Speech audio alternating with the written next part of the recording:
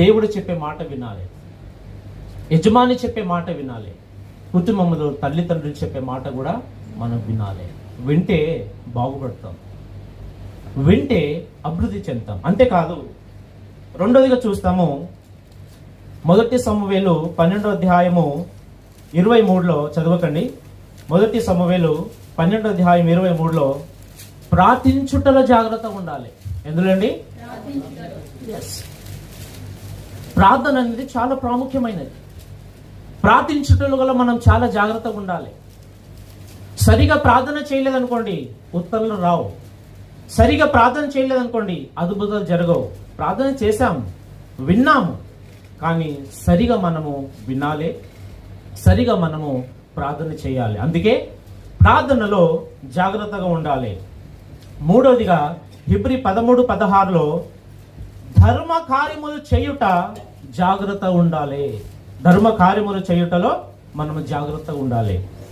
చాలాసారి మనము ధర్మం చేస్తూ ఉంటాం, ఎవరెవరు చేస్తామో ఎవరికి ఏమిస్తామో మనకు అర్థం అవ్వదు. అందుకే ధర్మ కార్యం చేస్తున్నప్పుడు సమయంలో కూడా మనము చాలా జాగ్రత్తగా ఉండాలి. ఎందుకంటే మనం సంపాదించే డబ్బు, మనము సంపాదించే ఒక ధనము చాలా విలువైనది కనుక మనము ధర్మ కార్యం చేస్తున్నప్పుడు కూడా అది జాగ్రత్తగా ఉందో లేదో అని మనము ఆలోచించి చేయాలి.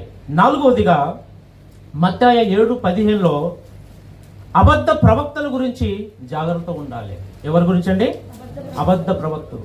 ఈ రోజులో చాలా మంది అబద్ధ ప్రవక్తలు బయలుదేరారు. వాటి నుంచి కూడా మనము జాగ్రత్తగా ఉండాలి. అబద్ధ ప్రవక్తల గురించి మనం జాగ్రత్తగా ఉన్నామనుకోండి, ఏ విషయంలో కూడా మనం పడిపోవడానికి వీల్లేదు. ఈ రోజులో ప్రవక్తలు చాలా మంది బయలుదేరారు, అందుకే వారి గురించి కూడా మనము జాగ్రత్తగా ఉండాలి. ఐదవదిగా లూకా సువార్త 12:1లో పరిసయ్యులు మరియు వేషధారణను బట్టి మనము జాగ్రత్తగా ఉండాలి. అందుకే దేవుని వాక్యంలో స్పష్టంగా చెప్పిన విధంగా పరిసయ్యులు మరియు వేషధారణను బట్టి మనం జాగ్రత్తగా ఉండాలి. లూకా 12:1లో మనం చూస్తాం. పరిసయ్యులు అంటే అటువంటి స్వభావం కలిగిన వ్యక్తులు ఉంటారు, వాటిని బట్టి మనము జాగ్రత్తగా ఉండాలి. ఆరవదిగా